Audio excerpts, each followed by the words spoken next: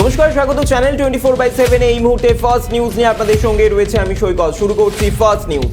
আর কটা দিন তারপরেই মুক্তি। করোনা সংক্রান্ত সমস্ত বিধিনিষেধ প্রত্যাহার করে নিচ্ছে ব্রিটেন। বুধবার ব্রিটিশ প্রধানমন্ত্রী বরিস জনসন ঘোষণা করেছেন সেদেশে ওমিক্রনে আক্রান্তের সর্বোচ্চ পর্যায়ে পেরিয়ে গিয়েছে। তাই গত মাসে নতুন করে যেসব বিধিনিষেধ জারি করা হয়েছিল চলতি সপ্তাহের মাঝামাঝি থেকেই সেসব প্রত্যাহার করা হচ্ছে। বরিস জনসন এও জানিয়েছেন এতদিন ধরে যে সামাজিক দূরত্ববিধি যন্ত্রণা ব্রিটেনবাসীকে সহ্য করে আসতে হচ্ছিল সেসব থেকেও এবার মুক্তি মিলবে। চলতি সপ্তাহ থেকে আর ব্রিটেনবাসীকে পড়তে হবে না মাস্ক।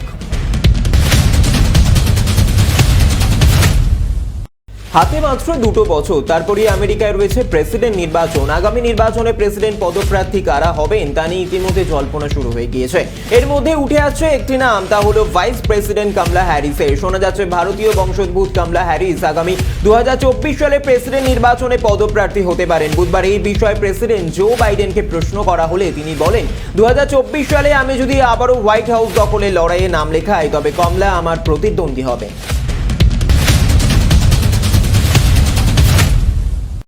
আফগান প্রদেশ থেকে আমেরিকান সেনা প্রত্যাহার নিয়ে বুধবার নিজের মতামত স্পষ্ট করে দিলেন মার্কিন প্রেসিডেন্ট জো বাইডেন।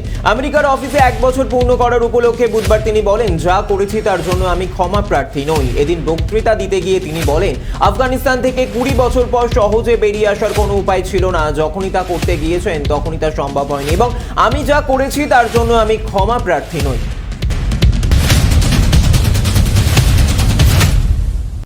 বিরোধী দলগুলি থেকে সমালোচনার ঝড় উঠেছিল আগেই, এবার নিজেরই দলের ভেতর থেকেও দাবি উঠল ইস্তফা দিন প্রধানমন্ত্রী বরিস জনসন। কোভিড বিধিনিষেধ ভেঙে 10 ডাউনিং স্ট্রিটে বরিসের মত পার্টির আসন নিয়ে পার্লামেন্টের হাউস অব কমন্সের সরব হন কনজারভেটিভ দলের প্রবীণ নেতা ডেভিড ডেভিস। উপস্থিত এমপিদের সামনে তিনি বরিসকে স্পষ্টতই বলেন, দোহাই প্রধানমন্ত্রী এবার তো ইস্তফা দিন। ডেভিডের কথায়, আমি এতদিন বরিসের প্রতিটি পদক্ষেপ সমর্থন করে এসেছি, এমনকি তার ব্রেক্সিটের সিদ্ধান্ত, কিন্তু এখন তিনি যা করছেন তা কিছুতেই মেনে নেওয়া যাচ্ছে না। কেউ যদি কোনো ভুল করেন তার দায়িত্ব তাকেই নিতে হবে।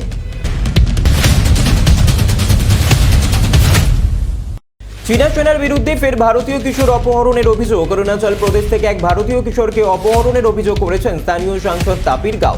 মিয়াম তারুণ নামে এক কিশোরকে অরুণাচল প্রদেশের আপার সিয়াং জেলার লুংটা জোর এলাকায় থেকে পাবলিক লিবারেশন আর্মি অপহরণ করেছে বলে দাবি বছর 17 ওই কিশোরের। মঙ্গলবার দিন তাকে অপহরণ করা হয়েছে বলে জানিয়েছেন সাংসদ তাপির গাও।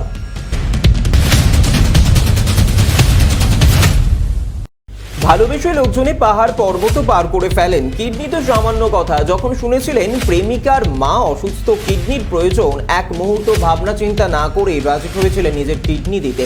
কিন্তু 1 মাসের মধ্যেই বদলে গেল গোটা চিত্রটাই। প্রেমিকা শুধু ব্রেকআপই করলেন না, অন্য এক যুবককে বিয়েও করে ফেললেন।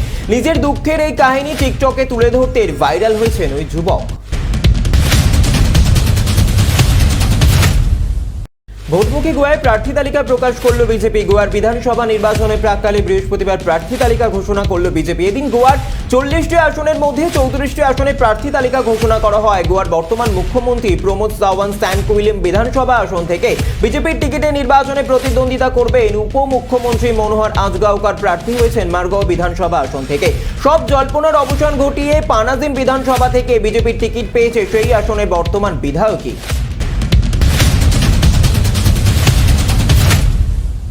ফের মহারাষ্ট্রের স্থানীয় নির্বাচনে বড়সড় জয় পেল শাসক শিবসেনা এনসিপি কংগ্রেস জোট। বিজেপি একক বৃহত্তম দল হলেও মোট আসনের নিরিখে শাসক জোটের ধারে কাছেও যেতে পারল না।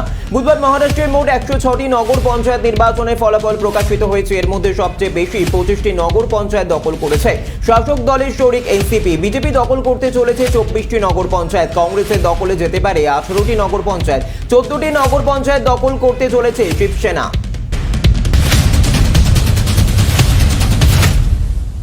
সরাসরি মুখ্যমন্ত্রীর বিরুদ্ধে লড়াই আসরে নামছেন উত্তরপ্রদেশের দলিত নেতা তথা ভীম আর্মির প্রধান চন্দ্রশেখর আজাদ। বৃহস্পতিবার তার দল আজাদ সমাজ পার্টির তরফে জানানো হয়, আসন্ন বিধানসভা নির্বাচনে দলনেতা চন্দ্রশেখর আজাদ গোরক্ষপুর কেন্দ্র থেকে প্রার্থী হবেন। ওই কেন্দ্রে বিজেপির তরফে প্রার্থী হয়েছেন মুখ্যমন্ত্রী যোগী আদিত্যনাথ। অর্থাৎ সরাসরি মুখ্যমন্ত্রীর বিরুদ্ধে এবার লড়াইয়ে নামছেন ভীম আর্মির প্রধান।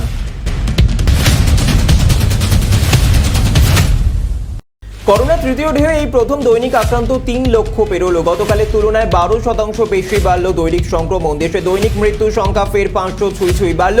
সংক্রমণের হারও গত 24 ঘন্টা দেশে করোনায় আক্রান্ত হয়েছেন 3,17,532 জন। গতকাল দৈনিক আক্রান্ত ছিল 2,82,970 জন। গত 24 ঘন্টায় দেশে করোনায় মৃত্যু হয়েছে 491 জনের। গতকাল দৈনিক মৃত্যুর সংখ্যা ছিল 441। দেশে ওমিক্রন আক্রান্তের সংখ্যা বেড়ে হয়েছে 9,287। গত 24 ঘন্টায় সংক্রমিত 326।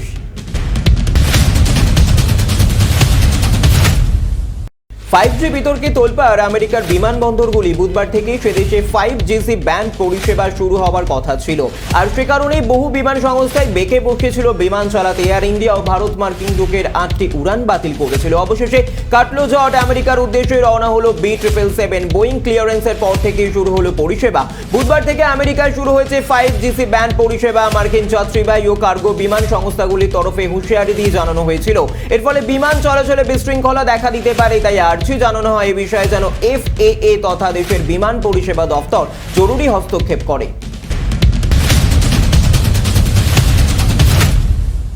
এসসি ইস্টবেঙ্গলের ম্যাচ হলে কি হবে? ফের বাতিল হয়ে গেল এটিকে মোহনবাগানের ম্যাচ। করোনা ইস্যুতে এই নিয়ে পরপর 3টে ম্যাচ বাতিল হয়ে গেল। সেই জায়গায় আইএসএল এর পক্ষ থেকে জানিয়ে দেওয়া হলো সবুজ মেরুনের বাতিল হয়ে যাওয়া ওড়িশা FC ম্যাচ হবে রবিবার। পরপর 2টো ম্যাচ বাতিল হওয়ার পর ঠিক ছিল বৃহস্পতিবার অনুষ্ঠিত হবে এটিকে মোহনবাগান এবং কেরালা ব্লাস্টার্সের মধ্যেকার ম্যাচ। সেভাবেই সবুজ মেরুন কোচ জুয়ান ফেরান্দো কেরালা ব্লাস্টার্সের ম্যাচ নিয়ে সাংবাদিক সম্মেলনও করেন, কিন্তু বুধবার রাতের দিকে হঠাৎ করেই বাতিল হয়ে যায় বৃহস্পতিবারের ম্যাচ। আর সেই জায়গায় ঘোষণা হয়ে যায় স্থগিত হয়ে যাওয়া এটিকে মোহনবাগান এবং ওড়িশা FC'র মধ্যে ম্যাচ, যা অনুষ্ঠিত হবে রবিবার।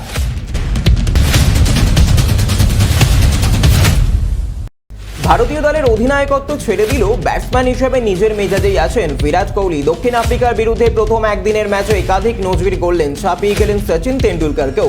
দক্ষিণ আফ্রিকার বিরুদ্ধে একদিনের সিরিজের প্রথম ম্যাচে ভারতীয় দলে হেরে গেলেও ব্যক্তিগত নজির গড়লেন সদ্য প্রাক্তন অধিনায়ক বিরাট কোহলি। তিনি সচিন তেন্ডুলকর, রাহুল দ্রাবিড়, সৌরভ গঙ্গোপাধ্যায়কে ছাপিয়ে গেলেন। এতদিন বিদেশের মাটিতে একদিনের আন্তর্জাতিক ম্যাচে ভারতীয়দের মধ্যে সবথেকে বেশি রানের রেকর্ড ছিল সচিনের, 5,065 রান তিনি করেন। গতকাল সেই রান টপকে যান বিরাট। তিনি এখন বিদেশের মাটিতে একদিনের ম্যাচে সবচেয়ে বেশি রান করা ব্যাটসম্যানদের তালিকায় 3 নম্বরে।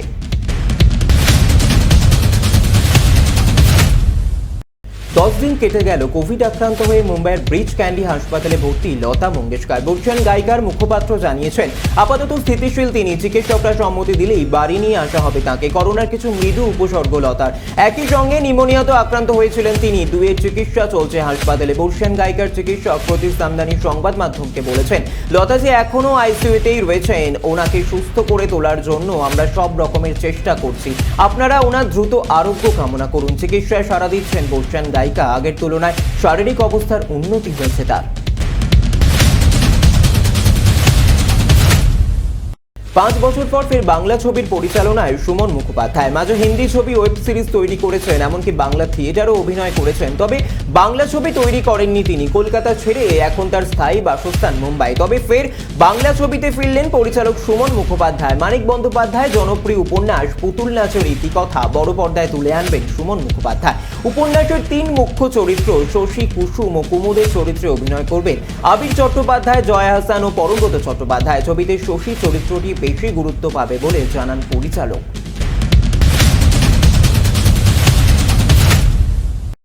মাঘের শুরুতে খামখেয়ালি শীত, পারদের ওঠানামার ফাঁকি বৃষ্টির ঝুঁকুটি। বৃহস্পতিবার কলকাতার সর্বনিম্ন তাপমাত্রা 12.7 ডিগ্রি সেলসিয়াস, যা স্বাভাবিকের থেকে 1 ডিগ্রি কম। আলিপুর আবহাওয়া দপ্তর সূত্রে খবর, জোড়া পশ্চিমী ঝঞ্ঝার জেরে আবহাওয়ার পরিবর্তন হয়েছে উত্তর পশ্চিম ভারতে।